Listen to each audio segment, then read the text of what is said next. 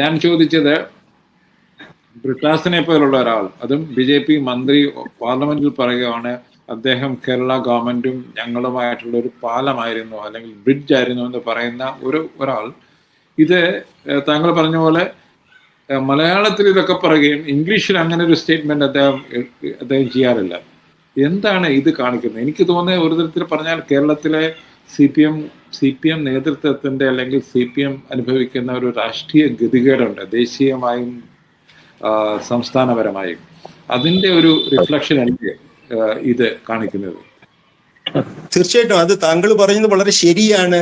കാരണം കടുത്ത കോൺഗ്രസ് വിരുദ്ധത പറയുക, മലയാളി വോട്ടർമാരെ അഭിസംബോധന ചെയ്ത് കടുത്ത കോൺഗ്രസ് വിരുദ്ധത പറയുക, അത് കോൺഗ്രസിനും ബാധകമാണ്.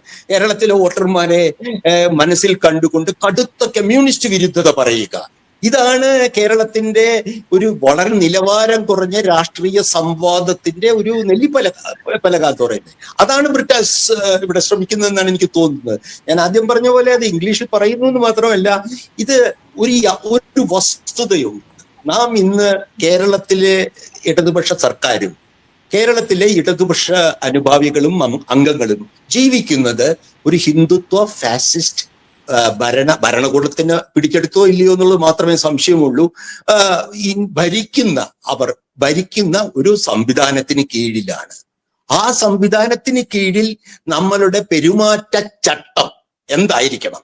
ഒരു ഇടതുപക്ഷ അനുഭാവിയുടെ അല്ലെങ്കിൽ ഒരു ജനാധിപത്യവാദി ഒരു ഫാസിസ്റ്റ് ഗവൺമെന്റിന്റെ കീഴിൽ ഇപ്പോഴും പ്രാദേശിക അധികാരത്തിലിരുന്ന് പ്രവർത്തിച്ചു കൊണ്ടിരിക്കുമ്പോൾ ആ സർക്കാരും ആ സർക്കാരിന് കൂടെ നിൽക്കുന്നവരും ഇത്തരത്തിലുള്ള എന്തു തരം ബന്ധമാണ് ഈ അധികാര വൃന്ദങ്ങളുമായി നിലനിർത്തേണ്ടത്?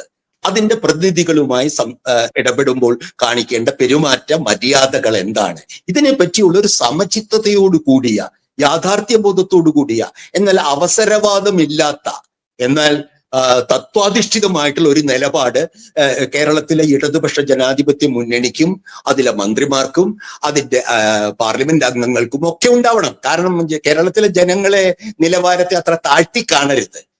നമ്മൾ കാണുന്നത് രണ്ട് യാഥാർത്ഥ്യങ്ങളാണ്. ഒന്ന്, ജനാധിപത്യമായ വോട്ടിംഗ് സമ്പ്രദായത്തിലൂടെ അധികാരത്തിലെത്തിയ ഒരു ഏകാധിപത്യ ഹിന്ദുത്വ രാഷ്ട്രീയ സംവിധാനത്തിലെ ഒരു ചെറിയ പ്രാദേശികത്ത് അധികാരമുള്ള ഇടതുപക്ഷ ഗവൺമെന്റിന്റെ പ്രതിനിധികൾ എങ്ങനെ ഈ സന്ദർഭത്തിൽ, ഈ മൂർത്ത സന്ദർഭത്തിൽ എങ്ങനെ രാഷ്ട്രീയമായി തങ്ങൾ ഏറ്റവും മുഖ്യ ശത്രുവായി കാണുന്ന ഹിന്ദുത്വ ഫാസിസത്തിന്റെ പ്രതിനിധികളുമായി ദൈനംദിന ഇടപാടുകൾ നടത്തണം എന്നുള്ളതിനെ പറ്റിയുള്ള ഒരു വ്യക്തത, ഒരു ധാർമ്മിക വ്യക്തത ഇടതുപക്ഷത്തിനുണ്ടാകണം. ഇതേ സംഗതി ഇന്ത്യ ബ്ലോക്ക് നയിക്കുന്ന കോൺഗ്രസിനും ഉണ്ടാകേണ്ട ഒരു കാര്യമല്ലേ എന്നാണ് എൻ്റെ ഒരു സംശയം. കാരണം ഇവിടെ സീതാറാം യെച്ചൂരി ജീവിച്ചിടത്തോളം കാലം ഇന്ത്യ ബ്ലോക്കിന്റെ ബ്രെയിൻ ട്രസ്റ്റ് അദ്ദേഹമായിരുന്നു എന്ന് നമുക്കൊക്കെ അറിയാം.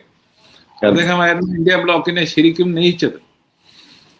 അത് കോൺഗ്രസ് ആണ് ഏറ്റവും വലിയ പാർട്ടി എങ്കിലും അദ്ദേഹമായിരുന്നു. പക്ഷെ കേരളത്തിൽ അവര് ഇന്ത്യ ബ്ലോക്ക് എന്നല്ല മാത്രമല്ല കോൺഗ്രസിനെ മുഖ്യശത്രുമായി കണ്ട് BJP പോലുമല്ല ആ ഒരു രീതിയിലേക്ക് പോകുന്ന ഇതും എനിക്ക് തോന്നുന്നു കേരളത്തിലെ ഈ താങ്കൾ പറഞ്ഞ ഈ മൂർത്ത അവസ്ഥയെ ശരിയാവണ്ണം വിശകലനം ചെയ്ത് ഒരു സ്റ്റാൻഡ് എടുക്കാൻ കേരളത്തിലെ ഇടതുപക്ഷത്തിന് കഴിഞ്ഞിട്ടില്ല എന്നല്ലേ പറയേണ്ടത്?